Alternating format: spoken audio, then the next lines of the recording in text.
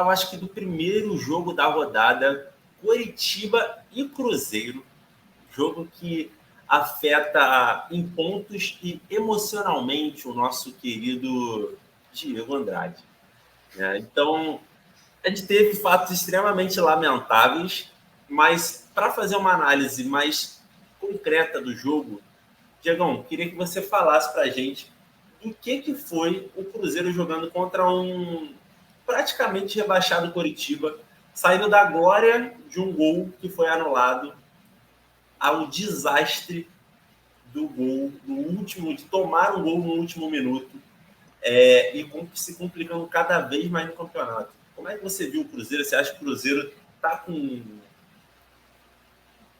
possibilidade de sair daquela situação?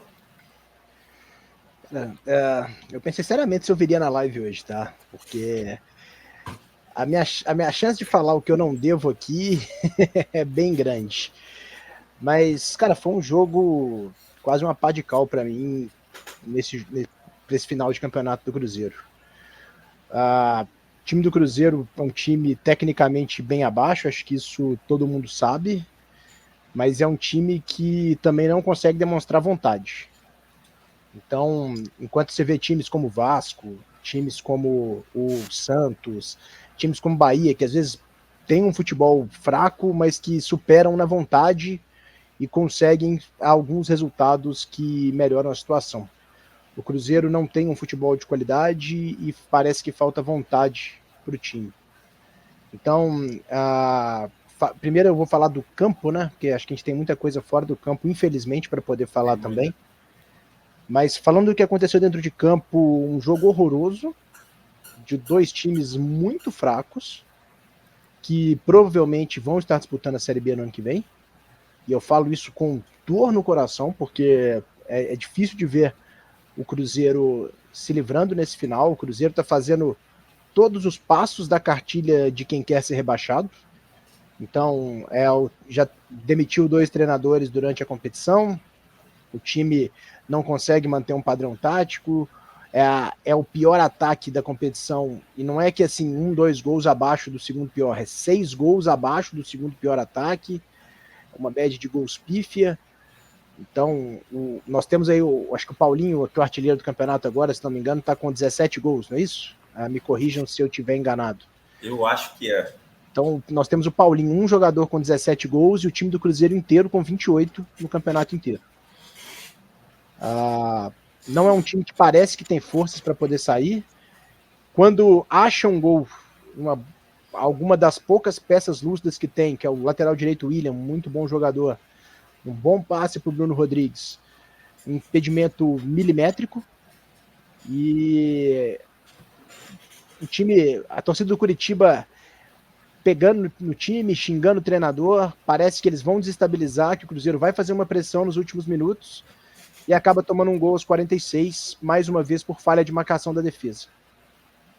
Então, o time vai muito mal desde a parte de escalação, parte técnica, parte tática, e a diretoria como um todo também, que quer falar que não tem nada de errado, e agora assume os erros, manda embora o Zé Ricardo.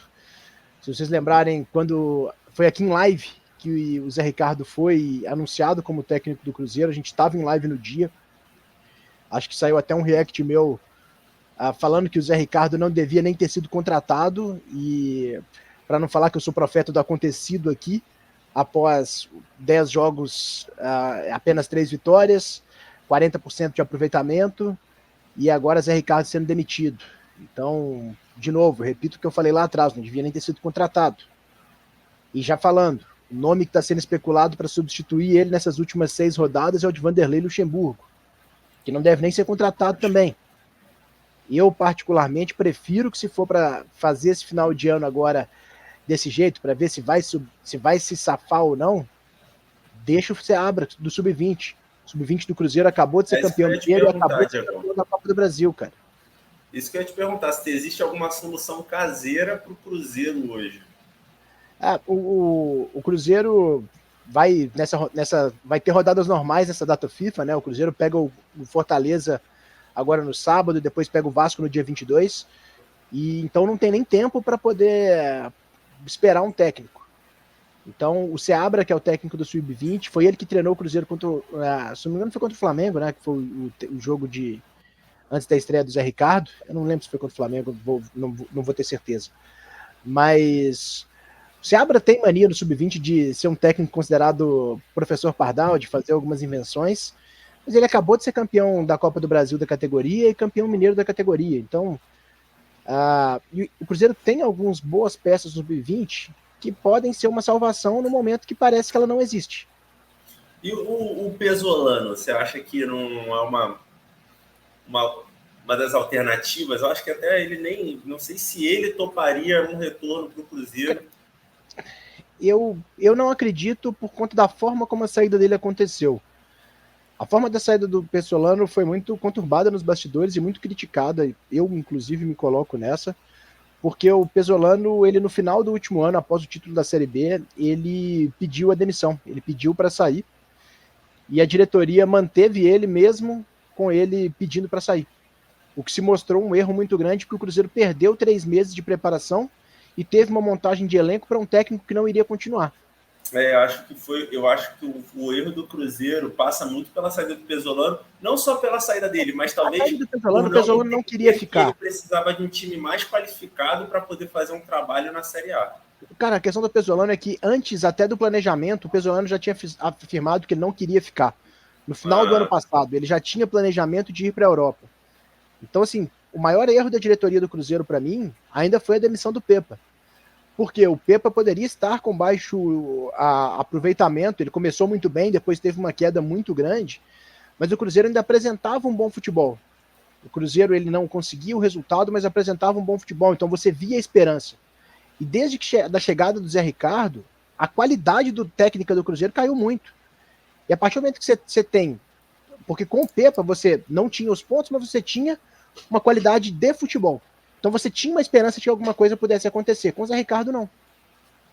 O time diminuiu a quantidade de criação, o time começou a fazer ainda menos gols do que estava fazendo antes. Então, o time do Cruzeiro como um todo é um time, vamos dizer assim, que infelizmente parece estar fadado à Série B novamente.